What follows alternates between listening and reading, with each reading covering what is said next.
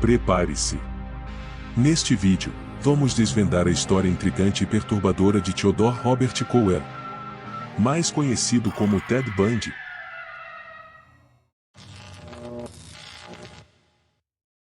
Antes de irmos para o caso, peço gentilmente que deixem o like e se inscreva.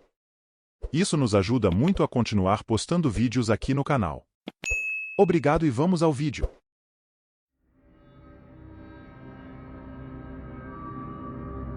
Theodore Robert Cowell nasceu em 24 de novembro de 1946 em Burlington. Teve um começo de vida marcado por muitos segredos e decepções. Ele foi criado pelos avós, que se diziam seus pais adotivos, e diziam que Eleanor Louise Cowell era sua irmã, quando na verdade ela era sua mãe biológica. Eles só contaram a verdade a ele quando Eleanor se casou com o padrasto de Ted, que inclusive deu seu sobrenome Bundy ao rapaz. Ele relatou que cresceu praticamente na rua. Nunca teve amigos, e dentro de casa a relação era estranha.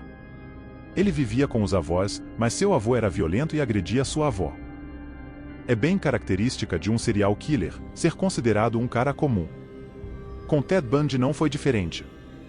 E é bem aquele ditado que as aparências enganam. Bundy tinha olhos azuis e cabelos escuros. Além disso, estava sempre bem arrumado e era bastante simpático com todos. Não tinha relações próximas, mas sempre conquistava a todos e se destacava em seus trabalhos.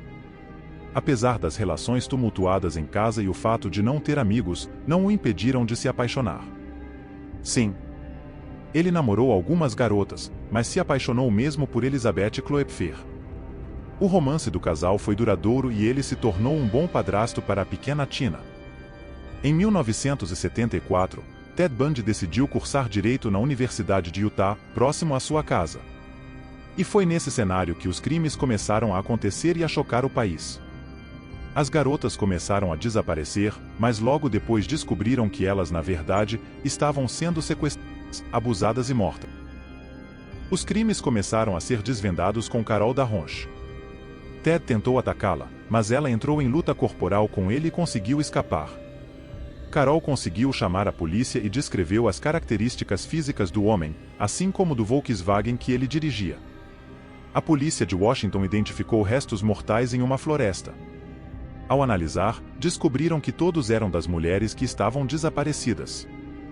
Desde então, todas as evidências e descrições chegavam a Ted Bundy e ele passou a ser procurado pela polícia.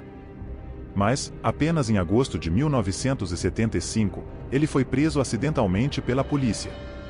Até lá, Ted viajou pelos Estados Unidos e assassinou outras mulheres. Apesar de toda a polícia estar atrás de Ted Bundy, ele foi preso acidentalmente em uma fiscalização de rotina. A polícia de Utah avistou um Volkswagen suspeito por estar com os faróis apagados e não obedecer a ordem de parar. Quando a polícia alcançou Ted, encontraram no carro alguns itens estranhos, como por exemplo, algemas, picador de gelo, máscara de esqui, pé de cabra e meia calça com buracos. Inicialmente ele foi preso por suspeita de roubo. Quando descobriram que ele era um dos caras mais procurados dos Estados Unidos, a polícia logo chamou Carol Darronch para fazer o reconhecimento. Carol confirmou as suspeitas e ele foi preso por tentativa de sequestro. Enquanto ele estava na prisão, a polícia reuniu as provas para acusá-lo também do primeiro homicídio, no Colorado. Esse seria de Karen Campbell, de 23 anos. Assim, da prisão de Utah, ele foi transferido para o condado de Garfield, no Colorado. Foi nessa oportunidade que ele preparava sua própria defesa e planos de fuga. O julgamento de Ted Bundy começou no tribunal de Pitkin, em Aspen, no Colorado. Ele aproveitava as horas na prisão para praticar atividades e manter o porte físico. Até então ninguém sabia que na verdade ele estava praticando atividades de resistência. Ele estava planejando a primeira fuga, que muito exigiria dele ter boas condições para aguentar tudo o que enfrentaria pela frente. Em junho de 1977, ele estava sozinho na biblioteca e aproveitou para colocar o plano de fuga em ação. Ele pulou da janela no segundo andar e seguiu em direção às montanhas de Aspen.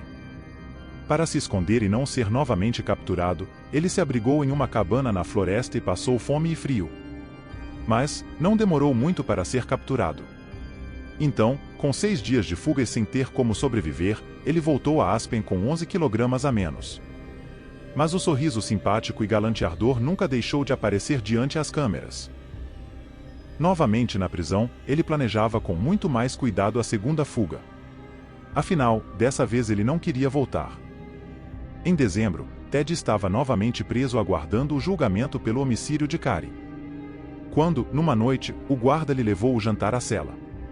No dia seguinte, a comida permanecia no tabuleiro, e na cama estava uma pilha de livros tapada com um cobertor. Bundy escapou por um buraco no teto da cela, rastejou até ao dormitório dos guardas, vestiu um dos uniformes e saiu pela porta da frente da prisão de Garfield. Por incrível que pareça, ele percorreu mais de 2.000 quilômetros e chegou à Flórida para colocar em prática os novos crimes. Agora sim, ele estava preparado para chocar ainda mais o país. Ele não esperou muito após a sua fuga para começar os próximos crimes.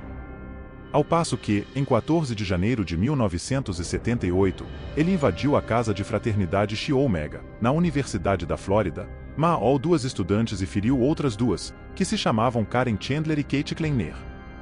Elas ficaram tão gravemente feridas que não conseguiram reconhecer Ted Bundy. Após o crime na casa de fraternidade, ele ainda queria cometer outro crime, mas desistiu por medo de ser capturado. Ainda na Flórida, Ted Bundy cometeu novos assassinatos. Contudo, dessa vez a vítima foi a pequena Kimberly Leach, de 12 anos. Mas, você deve estar se perguntando, como Ted sobrevivia? Não é mesmo? Ele roubava carros e cartões de crédito, além do mais utilizava identidade falsa para se tornar irreconhecível. Uma semana após o crime contra Kimberly Leach, Ted é preso por dirigir um dos veículos roubados. Ao todo, ele ficou 46 dias em liberdade, mas foram as vítimas da Flórida que conseguiram condená-lo. Nos julgamentos, era ele mesmo quem fazia suas defesas, e tão confiante era na sua liberdade, que assim mesmo recusou os acordos oferecidos pela justiça. Até nos julgamentos, Ted era sedutor e muito teatral. Why did you decide to defend yourself? I thought it was right. I wanted to get involved. I wanted to become a part of my defense because I am such a part of it. Obviously, I'm going to bear the consequences, so why not bear the responsibility? You get fresh air, sun, you get out? Well, I get to go to the library. It's a 50-yard walk from here across the parking lot to the library, and that's my fresh air. Are you angry? Sure, I get angry. I get very, very angry and indignant. I don't like being locked up for something I didn't do, and I don't like my liberty taken away, and I don't like being treated like an animal, and I don't like people walking around and ogling me like I'm some sort of weirdo, because I'm not. Assim ele usava dos mesmos artifícios para convencer os júris e a população que era inocente. No primeiro julgamento, em 25 de junho de 1979, a estratégia não deu certo, e então, ele foi condenado pelas duas mortes das mulheres da casa de fraternidade da universidade. No segundo julgamento na Flórida, em 7 de janeiro de 1980, Ted também foi condenado pela morte de Kimberly Leach. Apesar de mudar a estratégia e ele não ser o próprio advogado, o júri já estava convencido da sua culpa e o condenou à sentença de morte, por cadeira elétrica. Confira no vídeo a seguir, um especialista explicando a todos como será a execução de Ted por cadeira elétrica. Veja também a reação de Ted Bundy ao ouvir tudo o que será feito com ele. After the condemned person is brought into the death chamber from death row, there's a slight delay, which the warden asks the defendant if he has anything to say. In some instances, they make a last statement. In some instances, they do not. And then the warden says, "Have a seat, please." And he doesn't say that facetiously. He says it seriously, because it is serious business. And the defendant is, in some cases, escorted to the electric chair, which is just a few feet away.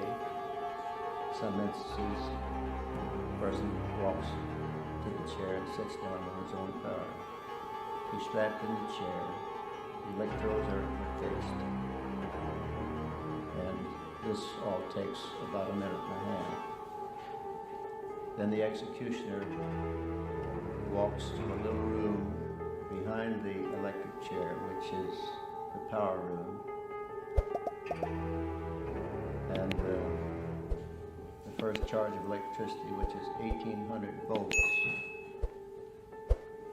This causes the body to lift up several inches from the chair in which he is strapped in. Causes the veins to pop out his neck and his hands, his face turns purple. In some instances, there is an odor of burnt flesh.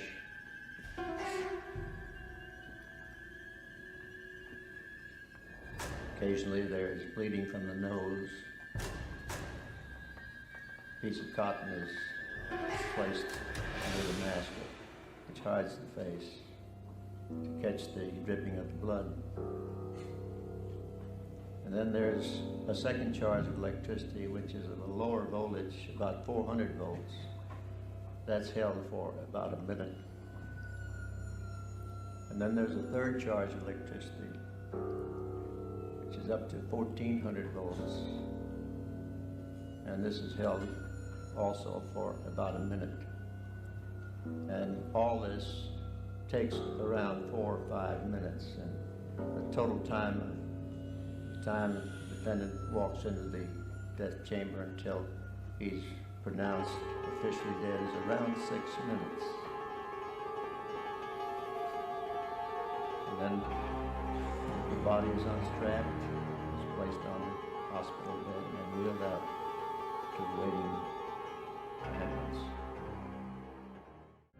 Logo após o fim do julgamento e a sentença de morte já determinada, Ted concedeu entrevistas a jornalistas e relatou alguns pequenos detalhes dos crimes.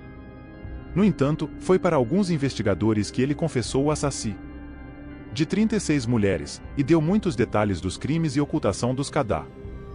Durante o período de pré- e pós-julgamento, vários testes psiquiátricos foram realizados. Entre eles, alguns identificam transtorno bipolar, transtorno de personalidade múltipla ou transtorno de personalidade antissocial. Mas suas características apresentadas nos crimes e tribunais foram tantas, que os especialistas não chegaram ao fator determinante. O momento da execução foi muito esperado pela população, que comemorou nas ruas de Hayford, na Flórida. Afinal, foi nesse estado que muitos crimes foram cometidos brutalmente e assustaram a cidade, até então considerada pacata. Veja a seguir uma parte da entrevista dada por Ted Bundy, poucas horas antes de sua execução. You are scheduled to be executed tomorrow morning at 7 o'clock if you don't receive another stay. What is going through your mind? What thoughts have you had in these last few days? Well, I won't kid you to say that it's something that I feel that I am in control of, or something that I've come to terms with, because I haven't. It's a moment-by-moment thing. Sometimes I feel very tranquil, and other times I don't feel tranquil at all. What's going through my mind right now is to use the minutes and hours that I have left as fruitfully as possible and see what happens. It helps to live in the moment in the essence that we use it productively.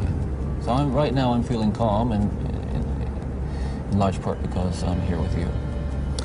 For the record, you are guilty of killing many women and girls. Is that Yes. correct? Yes, that's true. Ted, how did it happen? Take me back. What are the antecedents of the behavior that we've seen? So much grief, so much sorrow, so much pain for so many people. Where did it start? How did this moment come about? That's the question of the hour, and one that not only people much more intelligent than I have been working on for years, but one that I've been working on for years and trying to understand. Is there enough time to explain it all? I don't know. I think I understand it, though.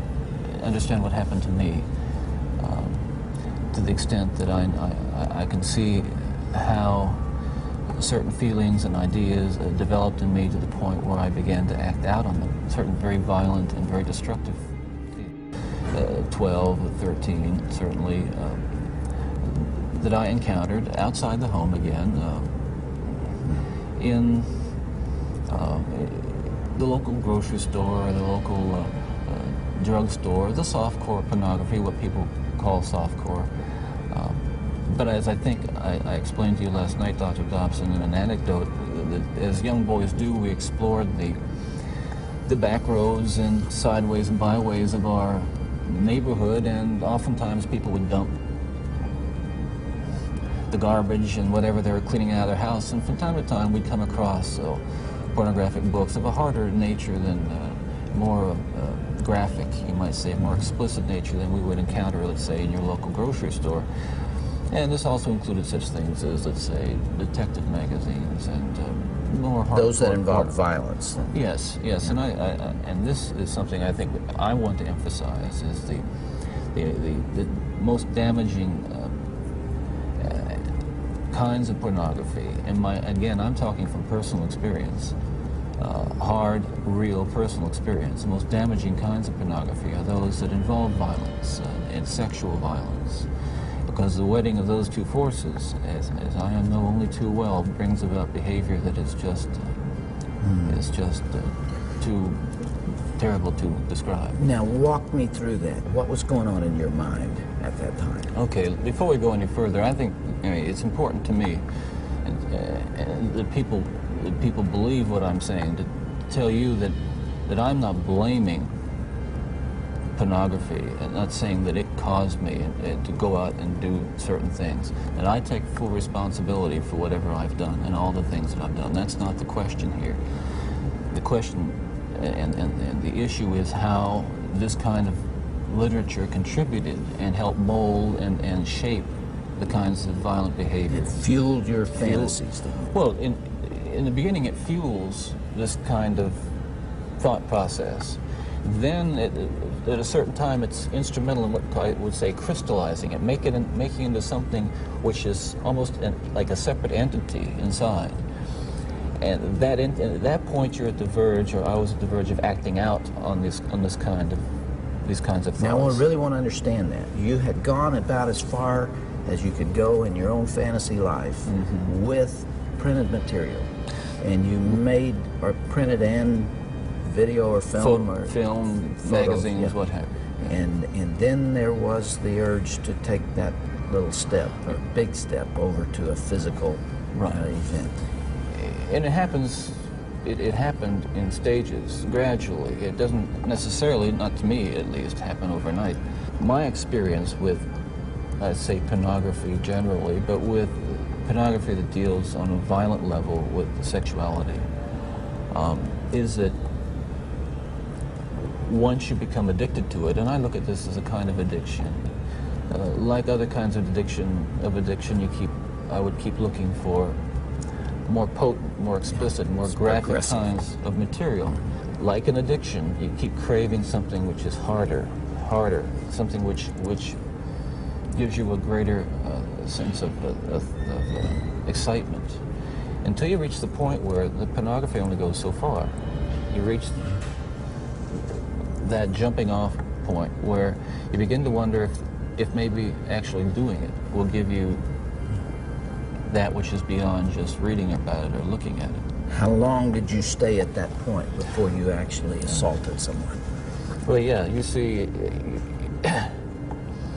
that is a very delicate point in my own development, and we're talking about having reached the point, or a gray area that surrounded that point over a course of, you don't remember years. How long that was? was? I would say a couple years. And what I was dealing with there were very strong inhibitions against criminal behavior or violent behavior that had been conditioned into me, bred into me in my environment, in my neighborhood, in my church, in my school. Things which said, no, this is wrong. Even to think of it is wrong, but certainly to do it is wrong. And I'm on that edge, and you might say the last vestiges of restraint. The barriers to actually doing something were being tested constantly and assailed through the kind of fantasy life that was fueled largely by pornography. Do you remember what pushed you over that edge? Do you remember the decision to go for it? Do you remember where you decided to throw caution to the wind? Again, when you say pushed, I know what you're saying. I don't want to infer again. I understand that. That I was that I was clear. some helpless kind of a victim, and yet we're talking about an influence that is the influence of violent types of media and violent pornography, which was an indispensable link in the chain of behavior, the chain of events that led to the behaviors, to the assaults, to the murders, and what have you. It's a very difficult thing to describe.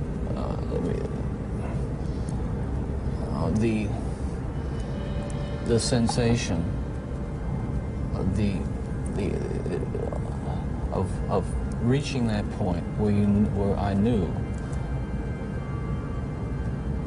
that it was like something had, say, snapped. That I knew that I couldn't control it anymore. That these barriers that I had learned as a child, that had been instilled in me, were not enough to hold me back with respect to seeking out and harming somebody. Would it be accurate to call that a frenzy, a sexual frenzy? Well, yes, that's one way to describe it. A compulsion, a building up of this destructive energy. Another factor here that I haven't mentioned is the use of alcohol. But I think that what alcohol did, in conjunction with, let's say, my exposure to pornography, was alcohol reduced my inhibitions. At the same time, the fantasy life that was fueled by pornography eroded them further. In the early days, you were nearly always about half drunk when you did these things. Is that right? Yes. Was that always true?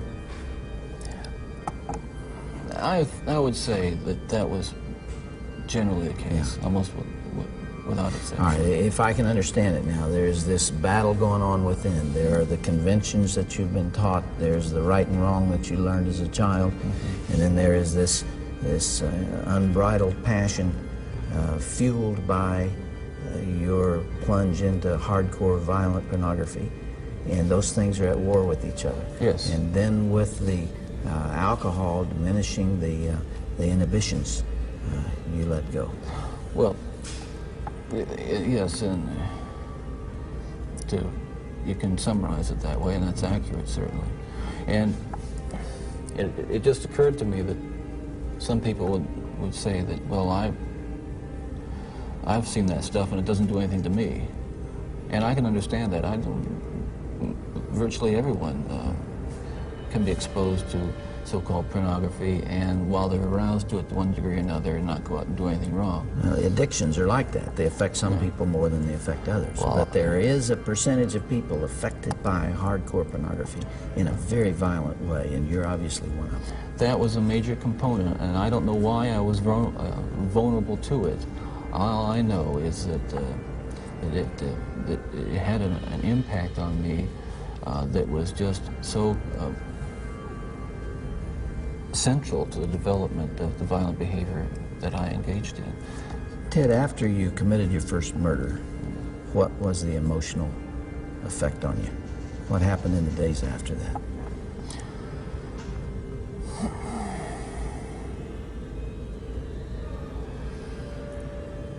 Well, again, please understand that even all these years later, it is very difficult to talk about it, and reliving it through talking about it is difficult, to say the least. But I want you to understand what happened. It was like coming out of some kind of horrible trance or dream. I can only liken it to after, I don't want to over-dramatize it, but to have been possessed by something so awful and so alien, and then the next morning wake up from it remember what happened and realize that basically, I mean, in the eyes of the law, certainly in the eyes of God, you're responsible to wake up in the morning and realize what I had done, and with a clear mind and all my essential moral and ethical feelings intact at that moment. Absolutely horrified that I was capable of doing something like that. You really hadn't known that before? There is just absolutely no way to describe, first, the brutal urge to do that kind of thing, and then what happens is once it has been more or less satisfied and recedes, you might say, or spent, that sense, that kind of energy level recedes, and basically I became myself again. I want people to understand this too, and I'm not saying this gratuitously because it's important people understand this, that basically I was a normal person. I wasn't some guy hanging out at bars or a bum, or I wasn't a pervert in the sense that, you know, people look at somebody and say, I know there's something wrong with him, and just tell. I mean, I was essentially a normal person. I had good friends. I led a normal life, except for this one small but very potent and very destructive segment of it that I kept very secret and very close to myself and didn't let anybody know about it. And part of the shock and horror for my dear friends and family years ago when I was first arrested was that there was no clue. They looked at me and they looked at the all-American boy, and I mean, I wasn't perfect, but I want to be quite candid with you. I was okay. I was. The basic humanity and basic spirit that God gave me was intact, but unfortunately it became overwhelmed at times. And I think people need to recognize that it's not some kind of, those of us who have been so much influenced by violence in the media, in particular pornographic violence, are not some kinds of inherent monsters. We are your sons and we are your husbands. And we grew up in regular families, and pornography can reach out and snatch a kid out of any house today. It snatched me out of my home. It snatched me out of my home 20, 30 years ago. And as diligent as my parents were, there is no protection against the kinds of influences that are loose in a society that tolerates. You feel this really deeply, don't you? Ted, outside these walls right now, there are several hundred reporters that wanted to talk to you. Yeah. And you asked me to come here from California because you had something you wanted to say. This hour that we have together is not just an interview with a man who's scheduled to die tomorrow morning. I am here and you're here because of this message that you're talking about right here. Bundy foi executado na cadeira elétrica na prisão estadual da Flórida em Hayford, no dia 24 de janeiro de 1989.